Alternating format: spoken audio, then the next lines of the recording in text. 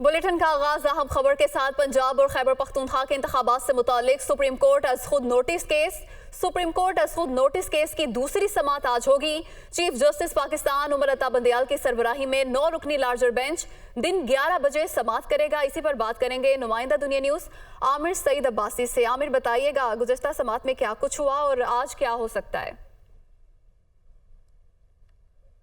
देखिए, chief justice of Pakistan justice Umar Ata Bandial की सरबराही में 9 रुकनी लार्जर बेंच आज दूसरी समाअत करेगा। पंजाब और खैबर पख्तूनख्वा में इंतखाबात में ताखीर से मुतल्लिक अज खुद नोटिस केस की गुज़श्ता रोज़ जब समाअत हुई तो सुप्रीम कोर्ट की तरफ से तमाम जो फरीकैन हैं उनको नोटिस जारी किए गए थे और आज तमाम फरीकैन को अदालत में हाज़िरी यकीनी बनाने की हदायत की गई थी, जिसमें वफाकी हुकूमत के अलावा इलेक्शन कमीशन ऑफ पाकिस्तान, चारों एडवोकेट जनरल्स चारों सूबों के, इसके अलावा दोनों सूबों के जो गवर्नर्स के प्रिंसिपल सेक्रेटरीज हैं, इसके अलावा सदर पाकिस्तान के प्रिंसिपल सेक्रेटरीज हैं, इनको भी नोटिस जारी किए गए थे। और साथ में सियासी जमातों जो पार्लियामेंट में हैं जिसमें PDM को नोटिस जारी किए गए थे और ये कहा गया था कि वो पंजाब और खैबर पख्तूनख्वा में ताखीर से मुतल्लिक जो सुप्रीम कोर्ट ने आज खुद नोटिस लिया है और 3 बुनियादी सवालात उठाए हैं, उन तीनों सवालात का जवाब तलाश करना है। और इस अहम आइनी मसले के ऊपर सुप्रीम कोर्ट ने एक अहम फैसला करने जा रही है, लिहाजा तमाम जो फरीकैन हैं वो अदालत में पेश होकर अपना अगर जवाब देना चाहें तो जवाब दे सकते हैं। लिहाजा सुप्रीम कोर्ट ने 3 बुनियादी सवालात उठाए थे। पहला सवाल ये था कि असेंबली तहलील होने के बाद इंतखाबात की तारीख का ऐलान किसने करना है। दूसरा ये था कि कब और कैसे इंतखाबात के हवाले से तमाम तर इंतजामात करने हैं। और तीसरा सवाल ये था कि इस इंतखाबात के दौरान वफाकी और सूबाई हुकूमतों का किरदार क्या होगा। लेकिन साथ में जब गुज़श्ता रोज़ समाअत हुई थी तो जस्टिस जमाल मंदोखेल की तरफ से बेंच पर एतराज़ात उठाए गए थे और आज खुद नोटिस पर एतराज़ात उठाए गए थे और ये कहा गया था कि ये मुकदमा आज खुद नोटिस केस नहीं बनता।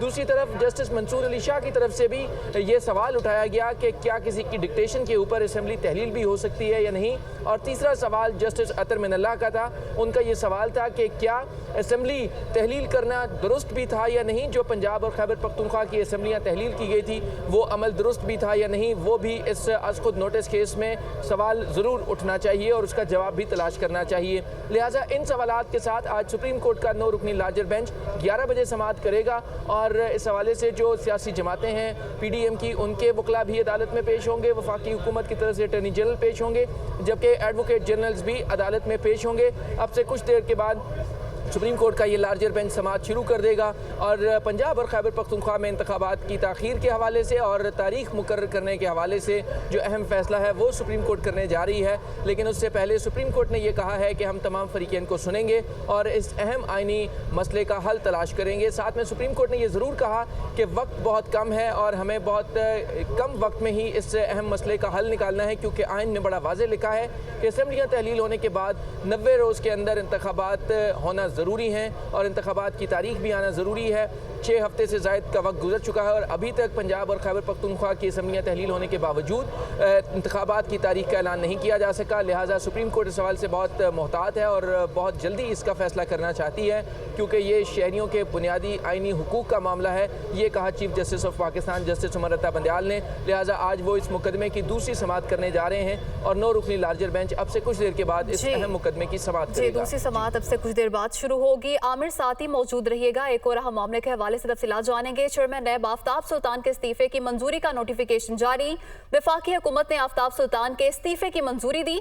आफ्ताब सुल्तान का इस्तीफा 15 फरवरी से मंजूर हुआ था और आमिर सईद अब्बासी हमारे साथ मौजूद हैं। आमिर, इस हवाले से आपके पास क्या तफसीलात हैं?